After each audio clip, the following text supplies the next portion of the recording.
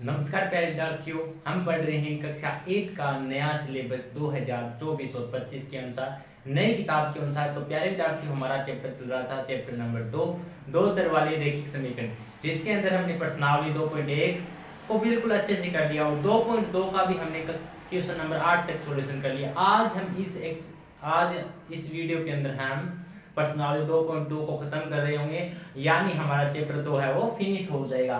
तो प्यारे विद्यार्थियों, यकीन माना जो आप ये क्लास देख रहे हैं वो आपको बेहतरीन कंटेंट दिया जा रहा है। आपसे वादा कर चुका था कि आपको हर एक सवाल समझाऊंगा, उसी के अकॉर्डिंग मैंने आपको हर एक सवाल समझाया भी है और आपको बिल्कुल डिटेल से समझाने की कोशिश की है। तो चलिए क्या कहता है क्वेश्चन नंबर 9 समझते हैं। इसमें भी आपको निम्न रैखिक समीकरण को सरल रूप में बदलकर फिर हल करना है। यानी इससे पहले वाले लेक्चर में हमने देखा कि पहले हम सरल रूप में बदलते हैं, यानी ब्रैकेट को हल करते हैं। सरल रूप में बदलने का मतलब होता है ब्रैकेट में हल करना, यानी पहले ब्रैकेट में हल करते, ब्रैकेट को हल करते हैं, उसके बाद इक्वेशन को हल करते हैं। वहां से जो भी चर राशि यानी जो भी एक्स वाई जेड है जिसका भी हमें मान ज्ञात करना होता है वो मान हम ज्ञात करते थे। वही काम यहाँ पे करेंगे। यहाँ पे इक्वेशन क्या है, 3z minus 3 5z minus 7 minus 2 bracket 9z minus 11 बराबर है 4 8z माइनस 13 माइनस 17। आपको बड़ी संख्या देख घबराना नहीं, बिल्कुल आसान सा इक्वेशन है, बिल्कुल चुटकियों के अंदर सॉल्यूशन करेंगे। चलिए करते हैं। सबसे पहले आपको ब्रैकेट को हल करना है और ब्रैकेट को हल करना हम पहले ही सीख चुके हैं, ठीक है। लेकिन कोई बात नहीं, अगर आप नहीं है तो मैं आपको वापस यहाँ से समझाऊंगा। ब्रैकेट इसकी बात करते हैं। इस 3 का मतलब होता है इस 3 का इसके ऊपर भी हक है और इसके ऊपर भी, यानी पहले 3 का 5 से गुणा कराओ और फिर 7 से गुणा। ये होता है ब्रैकेट का मतलब, यानी जो ब्रैकेट के बाहर होता है उसके ऊपर इस वाले और इस वाले दोनों के ऊपर अधिकार होता है उसका, ठीक है। जब 3 को 5 से गुणा किया, 3 पंजा 15 और जेड है तो जेड, माइनस है तो माइनस। 3 को फिर 7 से गुणा करो, 3 सत्ता 21, कितना आ गया 21, फिर माइनस है तो माइनस। 2 को 9 से गुणा करो, 2 निम 18, 2 निम 18। देखो पहले 2 को 9 से गुणा करेंगे फिर 11 से, 2 निम 18 जेड, कितना आ गया 18 जेड, माइनस है तो माइनस। अब देखो माइनस और माइनस को गुणा करेंगे क्या आएगा, प्लस। मैंने लिखा हुआ है अगर माइनस को माइनस से गुणा करते हैं तो प्लस आता है। क्या आता है, माइनस को अगर माइनस से गुणा करते हैं तो प्लस आता है, ठीक है। तो हमने क्या किया, माइनस को माइनस से गुणा किया प्लस। 2 को 11 से गुणा करेंगे तो कितना आएगा 22, ठीक है। फिर बराबर है। देखो इतनी चीज हम हल कर चुके हैं, वापस ही रिपीट करता हूँ। पहले हमने 3 का 5 से गुणा किया 15 जेड आया, फिर माइनस का माइनस 3 का 7 से गुणा किया 21 आया, फिर माइनस का माइनस 2 का 9 से गुणा किया 18 जेड आया, फिर माइनस को माइनस से गुणा किया प्लस आया, 2 को 11 से गुणा किया 22 आ गया। अब हमें इसके साथ और थोड़ी सी टर्न करनी है, यानी इसको भी हल करना है। तो क्या करेंगे, पहले 4 को 8 से गुणा करेंगे और फिर 13 से गुणा करेंगे। 4 को 8 से गुणा किया तो कितना आएगा, 4 को 8 से गुणा किया तो 4 था 32 जेड, माइनस 4 को 13 से गुणा किया, 13 चौके कितना होता है 13 दूनी 26, 13 तीन 39, 13 चौके 52, कितना होता है 52। और माइनस में क्या चल रहा है 17, ठीक है। अब इसको हल करना है आपको, ठीक है। प्ले करते हैं। आपको क्या करना है, जेड जेड वाली टर्म को एक साइड करना है और बिना जेड वाली टर्म को एक साइड करना है, ठीक है। उससे पहले अगर यहाँ पे कुछ सॉल्यूशन होता है तो सॉल्यूशन करते हैं। देखो यहाँ पे 15 जेड है और यहाँ पे 18 जेड है और यहाँ पे क्या है 32 जेड है। 3 जगह जेड की संख्या और हमें पता है कि जेड जेड वालों को एक साइड करना है, यानी जेड जेड वालों की एक दोस्ती करानी है। अलग अलग बिछड़ चुकी हैं 3 दोस्तें, हमें उनको एक साथ लेके जोड़ना है, यानी यहाँ से जेड का मान निकालना है। तो क्या करते हैं, 15 जेड तो यही रखेंगे और माइनस का 18 जेड भी यही लिखेंगे। एक बार मैं ये संख्या नहीं लिख रहा हूँ तो बिना जेड वाली, और ये 32 जेड है, ये प्लस का आएगा तो इधर आके माइनस का, अगर प्लस वाली संख्या इधर आती तो माइनस हो जाती है। तो यानी प्लस का 32 इधर आएगा तो माइनस का 32 जेड, क्या आ गया 32 का जेड बराबर।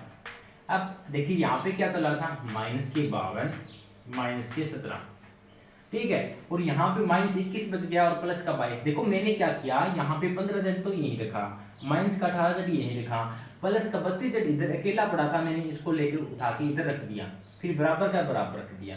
अब आप कहेंगे सर आपने ये वाली संख्या क्यों नहीं लिखी, क्योंकि मुझे पहले ही पता है कि इनको इधर भेजना है तो इस साइड लिखूंगा, क्योंकि माइनस को 21 को इधर भेजेंगे तो प्लस का 21 और प्लस के 22 को इधर भेजेंगे तो माइनस का 22, ठीक है।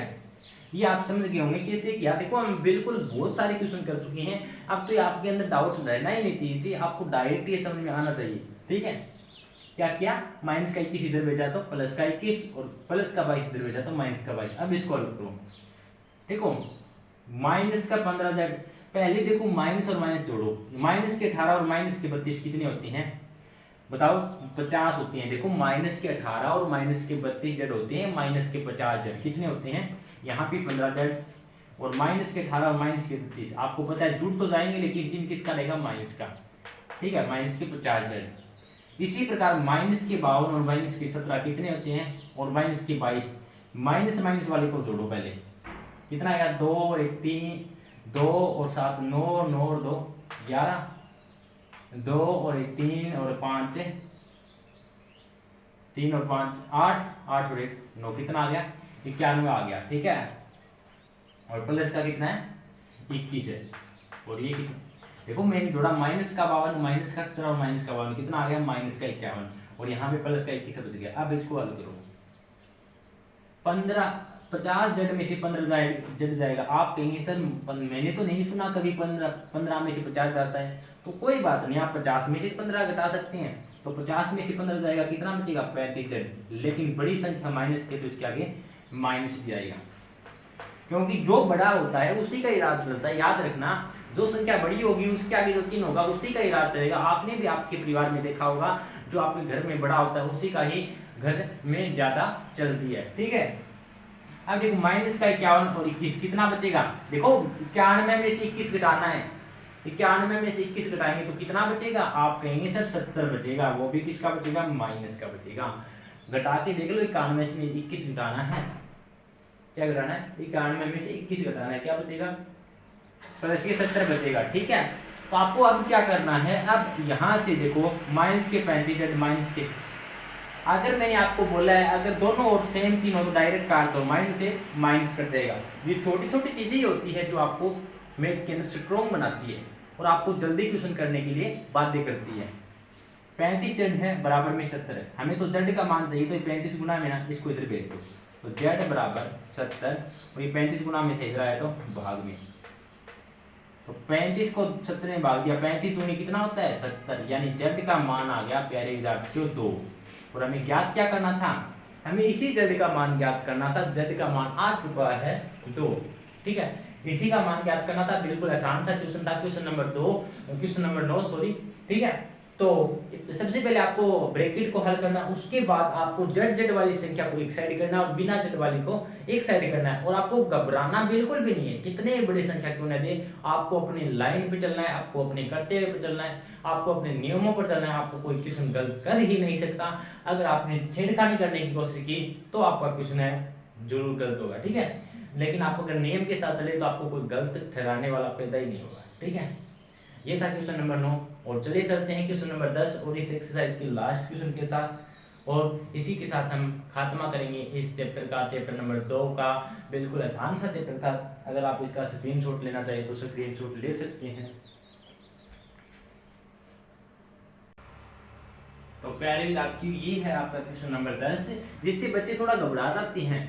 बिल्कुल आसान सा क्वेश्चन है लेकिन बच्चे घबरा जाते हैं, क्योंकि उनको लगता है कि पॉइंट आ गया तो उनके सामने एक बड़ा पहाड़ आ गया। ठीक है, क्या आ गया, उनके सामने एक बड़ा पहाड़ आ गया,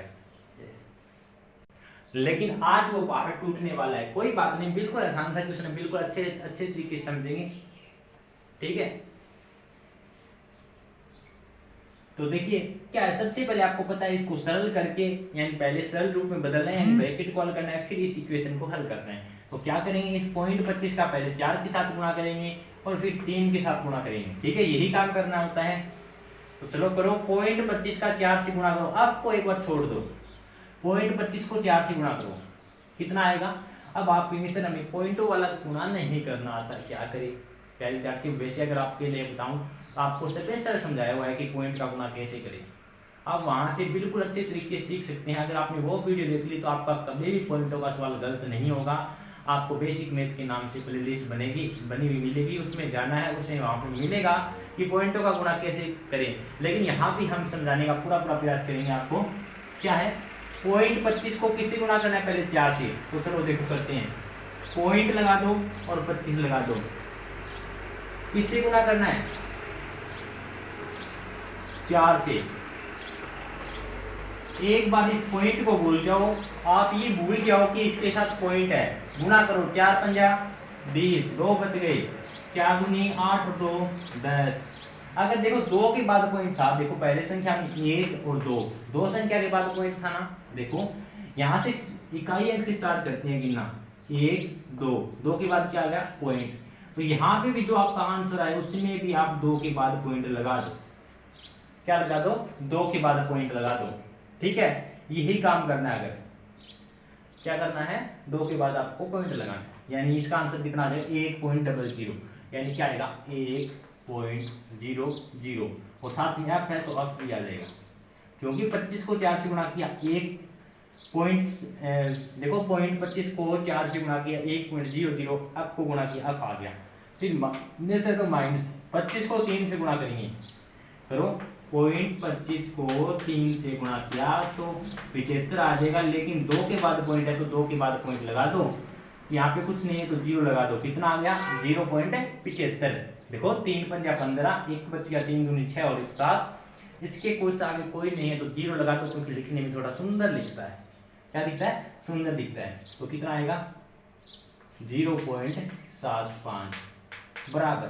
अब इसको आपको 0.5 को 10 से गुणा करना है। किससे गुणा करना है? 10 से गुणा करना है। चलो करते हैं।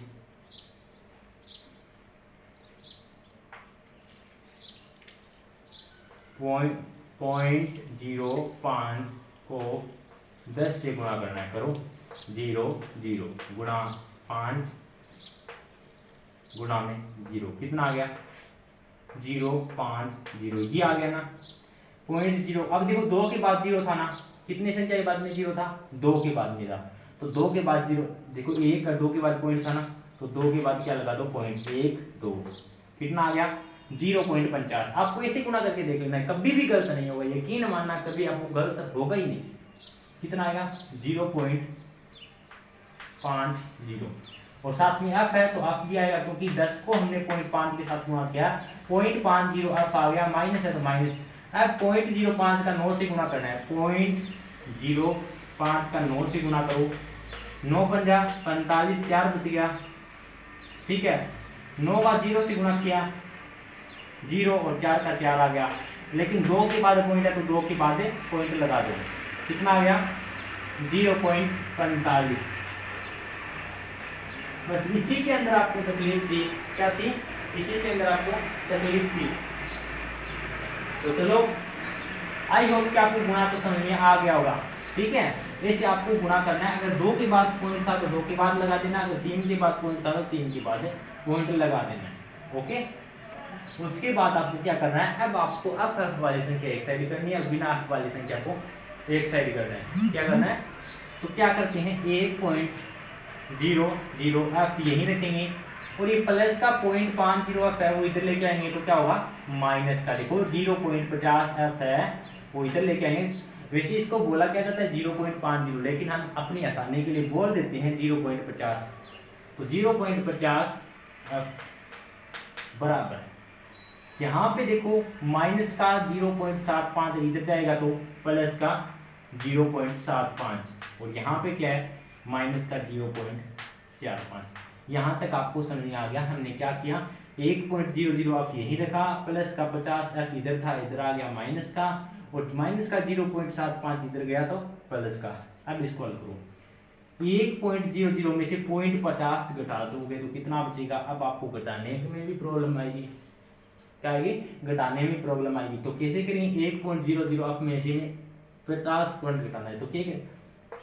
देखो पॉइंट के नीचे पॉइंट लिखना है, हमेशा याद रखना, घटाने में पॉइंट के नीचे पॉइंट लिखना है, चाहे वो पॉइंट कहीं भी हो। 0.50, तो देखो 0.50 मैंने पॉइंट के नीचे पॉइंट लिखा है, तो 0 में से 0 जाएगा 0, 0 में से 5 जा नहीं सकता, 1 इधर लेके गया तो 10, 10 में से 5 जाएगा 5, पॉइंट का पॉइंट आएगा, 0 का 0 आ गया। कितना आ गया? 0.50। यहाँ पे लिख सकता हूँ मैं 0.50 होगा। देखो मैंने क्या किया, 1.00 में से अगर 0.50 घटाते हैं तो हमें बचता है 0.50 एफ। ठीक है, उसके बाद इसमें से घटा दो 0.50 5 में से क्या घटाना है, 0.45 घटाना है।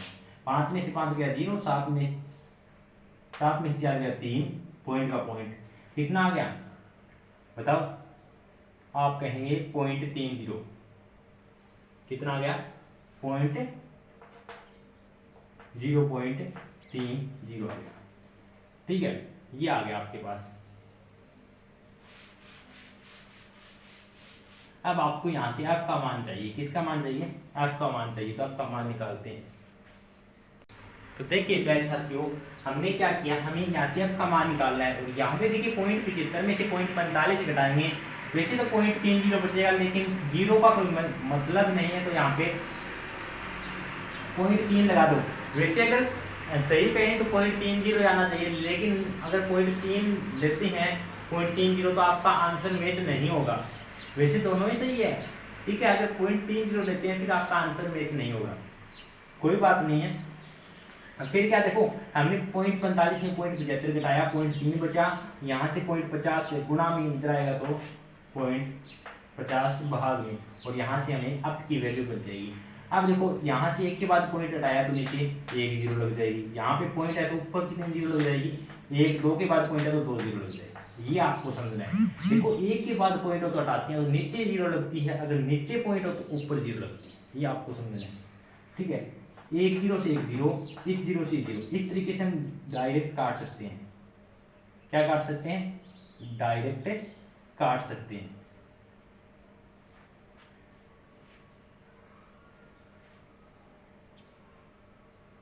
ये तो फिर भी आंसर नहीं आ रहा आपका साथियों। तो ऐसा करो, आप क्या किया, यहाँ पे 0.30 बचा, और यहाँ पे क्या कर लो, बस 0.5 कर लो, इतना सा कर लो, और कोई फर्क नहीं पड़ेगा। ठीक है, और क्या होगा, और फिर आपको कुछ नहीं करने का प्रॉब्लम। ठीक है, देखो वापिस समझो, इस लाइन को वापिस समझो।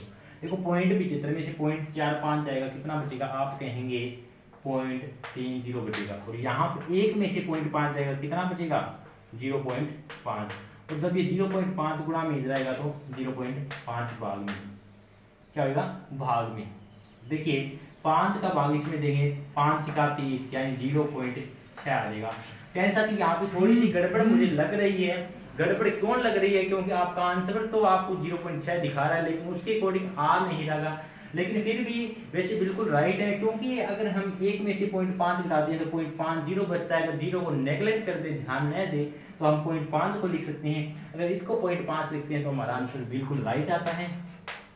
क्या आता है, बिल्कुल राइट आता है। यानी 0.75 में से 0.45 घटाना था, मैंने 0.30 बचा, और ये 0.5 गुणा में था, इधर आया तो भाग 30 में 5 का भाग दिया, 0.6 आ गया, और पॉइंट का पॉइंट आ गया। ठीक है, ये आपको करना था। ओके, आपको बिल्कुल अच्छे समझ में आया होगा।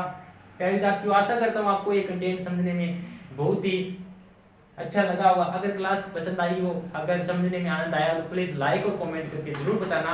और क्या इसी तरीके से कक्षा 8 का पूरा मैथ सीखना चाहते हैं तो प्लीज आज ही हमारे YouTube चैनल मैथ की आवाज को ज्वाइन कीजिए, और कक्षा 8 का मैथ बिल्कुल फ्री ऑफ कॉस्ट सीखिए, और अच्छे से प्रैक्टिस कीजिए, और अपने मैथ में 100 में से 100 मार्क्स लेके आने का गौरव प्राप्त कीजिए। तो प्यारे विद्यार्थियों, हम मिलते हैं कल नए चैप्टर के साथ, नए अंदाज में। तो इसी के साथ आप अपनी अच्छी प्रैक्टिस तैयारी रखना, अपनी अच्छी तैयारी करना, अच्छे सवाल निकालना। अगर क्योंकि आपको पता है प्रैक्टिस के बिना तो कोई बंदा टिक नहीं सकता, तो प्रैक्टिस जरूरी है। अगर आपको अभी समझ में भी आ गया, अगर आपने इनकी प्रैक्टिस नहीं की तो आपका 2 दिन या 3 दिन के बाद माइंड साफ हो जाएगा, लेकिन आपको प्रैक्टिस जरूरी है। तो चलिए मिलते हैं कल के नेक्स्ट लेक्चर में, तब तक के लिए जय हिंद, जय भारत।